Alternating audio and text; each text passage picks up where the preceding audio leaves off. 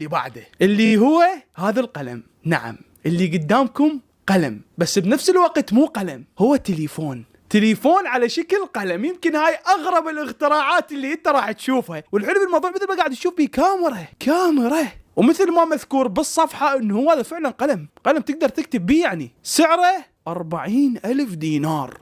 خلينا نروح نشتري ونجربه ونرجع لكم. كان يوصل القلم صرت متوقع بهذا الحجم، عبالي كبير طلع صغير. باع. شوف شوفه هاي جيب العرض باعه رهيب. وعملنا الكاميرا مالته هاي يوم غير باعت القلم. هذا القلم شوف بس ما يكتب، يمكن ما بيحبر ما اعرف، بس هو صدق قلم. ما حد يتوقع شايل بيدك تليفون قلم.